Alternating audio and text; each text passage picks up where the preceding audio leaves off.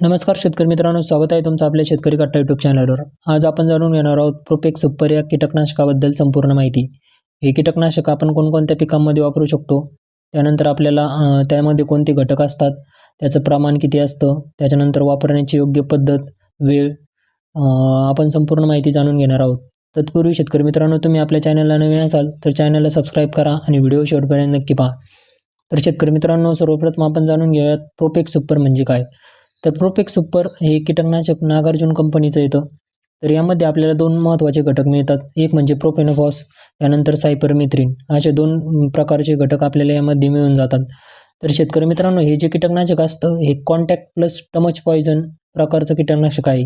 तर हे काय करतं, कीटकाच्या संपर्कात जरी आलं किंवा त्याच्या पोटात गेलं तर कीटक आपल्याला मरण पावलेला दिसून येतो आणि याचा आपल्याला परिणाम लवकरात लवकर झालेला दिसून येतो।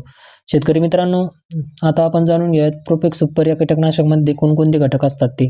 तर एक म्हणजे यामध्ये प्रोफेनोफॉस नावाचा घटक असतो, त्याचं प्रमाण यामध्ये 40% असतं। दुसरा म्हणजे यामध्ये सायपरमेथ्रिन नावाचा घटक असतो, त्याचं प्रमाण यामध्ये 4% असतं। शेतकरी मित्रांनो, आता आपण जाणून घेऊयात प्रोपेक्स सुपर या कीटकनाशकाचे आपल्याला फायदे काय काय होतात फवारणीनंतर। एक म्हणजे अळी नियंत्रण आपल्याला चांगलं करता येतं। आपल्याला कापूस पीक असेल, त्यानंतर मिरची असेल, सोयाबीनमधली फळअळी असेल, फुलअळी असेल, त्यानंतर सुरळी अळी असेल, तांबाखू अळीवर चांगला आपल्याला याचा प्रभाव झालेला दिसून येतो। शेतकरी मित्रांनो, फवारणीनंतर आपल्याला काही तासातच त्याचा परिणाम झालेला दिसून येतो। दुसरं म्हणजे शेतकरी मित्रांनो, याचा आपल्याला जो रिझल्ट आहे तो दीर्घकाळ टिकणारा आहे। आपल्याला 7 ते 10 दिवसापर्यंत त्याचा प्रभाव दिसून येतो प्लॉटमध्ये आपल्या। शेतकरी मित्रांनो, हे कॉन्टॅक्ट प्लस टमच ॲक्शन घेणारं कीटकनाशक आहे। कीटकाच्या शरीराला जरी हे लागलं किंवा कीटकाच्या पोटामध्ये जरी गेलं तर आपल्याला त्याचा कीटक मरण पावलेला दिसून येतो। आता शेतकरी मित्रांनो, प्रोपेक्स सुपर आपण कोणकोणत्या पिकांमध्ये वापरू शकतो, तर कापूस पिकांमध्ये गुलाबी बोंडअळी किंवा अमेरिकन बोंडअळी याच्या कंट्रोलसाठी, याचं नियंत्रण चांगलं करण्यासाठी आपल्याला याचा चांगला रिझल्ट यामध्ये दिसून येतो। त्यानंतर सोयाबीनमधली तांबाखू अळी असेल, त्यानंतर मिरचीमधील फळअळी, फुलअळीसाठी आपण वापरू शकतो। त्यानंतर तूर, हरभरा, भेंडी, टोमॅटो यामध्ये अळी आणि रस शोषक कीटकांसाठी आपण याचा वापर करू शकतो। यामध्ये आपल्याला चांगला रिझल्ट आलेला दिसून येतो।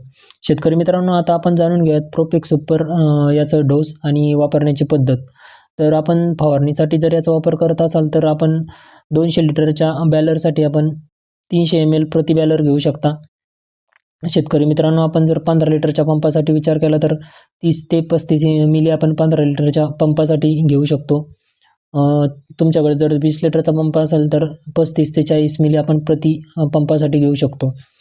शेतकरी मित्रांनो, फवारणी करताना कीटक आपल्याला दिसायला लागल्यावर आपण त्वरित त्याची फवारणी करावी।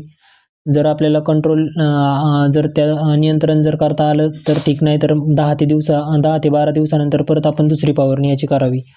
शेतकरी मित्रांनो, फवारताना सावधगिरी काय बाळगावी, तर फवारताना आपण आपला जर प्लॉट फुलोरा अवस्थेमध्ये जर असेल तर शक्यतो आपण याची फवारणी टाळावी, कारण की मधमाशी आपल्या प्लॉटमध्ये हे जर फवारल्यानंतर जास्त दिसून येणार नाही, त्यामुळे आपल्याला सेटिंग होण्यास प्रॉब्लेम होऊ शकतो। त्यामुळे शक्यतो आपला जर पीक फुलोरा अवस्थेमध्ये असेल तर याची फवारणी टाळावी। शेतकरी मित्रांनो, फवारणीनंतर 1 ते 2 दिवस जनावरांना आपल्या त्या क्षेत्रात येऊ देऊ नये। शेतकरी मित्रांनो, आता जर आपण प्रोपेक्स सुपर याचा किमतीचा जर विचार केला तर आपल्या भागानुसार याची किंमत वेगवेगळी असू शकते। शेतकरी मित्रांनो, तुम्हाला जर आपला आजचा व्हिडिओ आवडला असेल तर आपल्या व्हिडिओला लाईक करा, शेअर करा आणि चॅनलला सबस्क्राईब करा। धन्यवाद।